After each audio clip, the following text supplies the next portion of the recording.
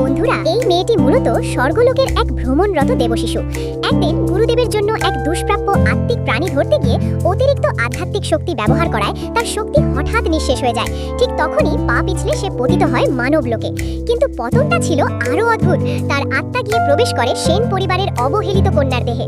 চোখ খুলে সে জানতে পারে এই পরিবারের আসল মেয়েটিকে তুচ্ছ তাচ্ছিল্য করে দূরে সরিয়ে রাখা হয়েছে, আর তার বাবা মা আদর স্নেহ ঢেলে দিচ্ছে এক ভুয়া ধনী কন্যার উপর। দেবশিশু তখনই সিদ্ধান্ত নেয় এই অন্যায়ের প্রতিশোধ সে নেবেই, আসল মেয়ের প্রাপ্য সম্মান ফিরিয়ে আনবেই। সে নিজের শক্তি পরীক্ষা করে দেখল। হালকা একটু ইশারাতেই বাড়ির এক চাকর নিজের অজান্তে নিজেকে চড় মারতে শুরু করলো। তার মানে এখনো তার কিছু আধ্যাত্মিক শক্তি অবশিষ্ট আছে, কিন্তু সময় খুব কম। সেন পরিবার থেকে বের করে দিলে না খেয়ে মরতে হবে। তার আগে তাকে খুঁজে বের করতে হবে এমন একজনকে যার চেহারা হুবহু তার গুরুদেবের মতো।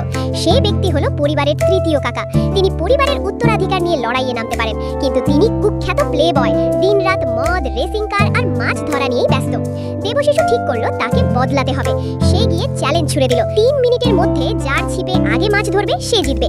আমি জিতলে আপনি ব্যবসা ও ফাইন্যান্স শিখবেন, আপনি জিতলে আমি আপনার কথা মতো চলবো। প্রতিযোগিতা শুরু হলো। মেয়েটির হাতে ছিল শুধু একটা ললিপপ, আর ছিপ ফেলা ছিল পুকুরের একদম ধারে। তবুও তার সূক্ষ্ম আধ্যাত্মিক শক্তির টানে মাছ ধরা পড়ে গেল। তৃতীয় কাকা হতবাক, কথা দিয়েছিল হারলে মানতেই হবে। সেদিন থেকেই ভোর 4টায় উঠে পড়াশোনা শুরু। দুপুরে প্রফেশনাল শিক্ষক এনে ব্যবসা, ফাইন্যান্স এমনকি সামাজিক শিষ্টাচার শেখা শুরু করলো। মাত্র 3 মাসে তার আমূল পরিবর্তন। যে ছেলেটাকে সবাই অকর্মা ভাবত, সে এখন শক্তিশালী ব্যক্তিত্বের অধিকারী। আজ দাদির জন্মদিনের ভোজ। নাতির এমন ভদ্র ও সম্মানপূর্ণ আচরণ দেখে দাদি আনন্দে আপ্লুত। তিনি ঘোষণা করলেন, এই মেয়েটিকে আমি 10 বিলিয়ন মূল্যের শেয়ার উপহার দিচ্ছি। ভুয়া ধনী কন্যা এটা মেনে নিতে পারল না। সে উঠে দাঁড়িয়ে এক সুরেলা গান পরিবেশন করলো। সবাই প্রশংসায় ভাসালো, কিন্তু দেবশিশু হেসে বলল, এগুলো শুধু বাহ্যিক কারুকাজ। তারপর ঘোষণা করলো সে বাজাবে আকাশের এক সুর। এই সুর স্বর্গীয়। শুদ্ধ হৃদয়ের মানুষ শুনলে মনে হবে স্বর্গে প্রবেশ করেছে, কিন্তু লোভী ও কামনাময় হৃদয় শুনলে তারা ডুবে যাবে অশেষ ভোগ বিলাসের মরীচিকায়। সুর শুরু হতেই সবাই যেন অন্য জগতে হারিয়ে গেল।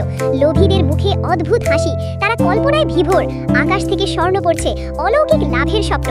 হঠাৎ সুর থেমে গেল। সবাই যেন ঘুম ভেঙে জেগে উঠল। তারা বিস্ময় বলল, এটাই সত্যিকারের দেবসুর। ভুয়া কন্যা রাগে বাধা দিতে এগিয়ে এলো, কিন্তু মুহূর্তেই মেয়েটির আত্মিক শক্তির ঝাঁকুনিতে মাটিতে লুটিয়ে পড়ল। লোভী পিতা প্রতিবাদ করতে এলে মেয়েটি ঠান্ডা কণ্ঠে বলল, বড় কাকা, আপনার স্বপ্ন কি এখনো শেষ হয়নি? ঘরে নেমে এলো নিস্তব্ধতা।